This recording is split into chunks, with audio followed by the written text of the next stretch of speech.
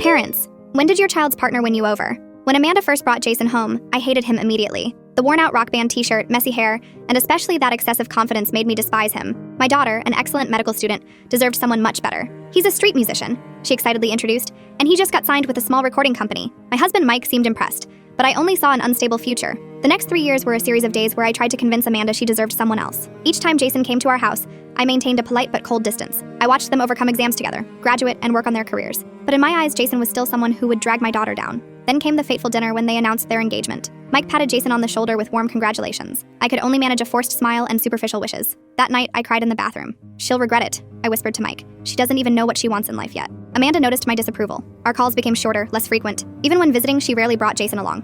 When I asked about wedding plans, she just said they were busy. I told myself this was a sign their relationship was troubled. Then that phone call came at 2 a.m. Mike answered, and I'll never forget his face when he put the phone down. Amanda had been in a serious car accident while driving home after her night shift at the hospital. She was in critical condition. We drove to the hospital in desperation. When we arrived, Jason was already there, face pale, clothes still bloodstained. I found her, he said, his voice breaking. She wasn't answering her phone after her shift, so I drove along the route she usually takes. He had been the first to discover the accident and call emergency services. Amanda didn't make it. She passed away that night, after 8 hours of desperate surgery. And I, the proud mother who always thought she knew what was best for her daughter, didn't even get to hear her final words. In the days preparing for the funeral, I was like a person without a soul. It wasn't until Jason appeared at our doorstep with a box of Amanda's personal belongings that I truly broke down. He had a diary of Amanda's that he wanted to give me. I didn't read it, Jason said, but she always wanted you to understand me better. That night, I read my daughter's diary and saw a completely different Jason through Amanda's eyes. He had worked at 3 different jobs to pay Amanda's tuition in her final year when her scholarship was reduced. He wrote songs about his love for her, not because he wanted to be famous, but because it was the only way he knew to express his feelings.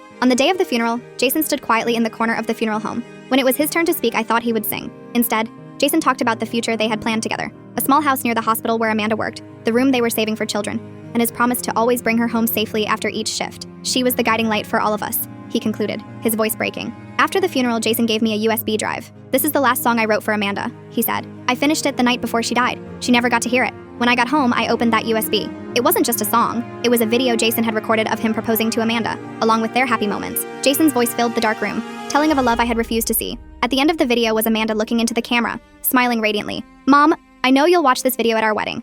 I just want you to know that I've found the man of my life, someone who will love me the way Dad has loved you. I called Jason that very night, crying and apologizing for never giving him a chance. I understand, he said simply. You just wanted the best for your daughter. Today, a year after Amanda passed away, Jason still visits us regularly. He has become the son I never had. Sometimes I wonder what could have happened if I had opened my heart sooner, if I had seen who he truly was before it was too late. Now, I must live with the knowledge that sometimes your child's partner doesn't win you over until it's too late for it to matter.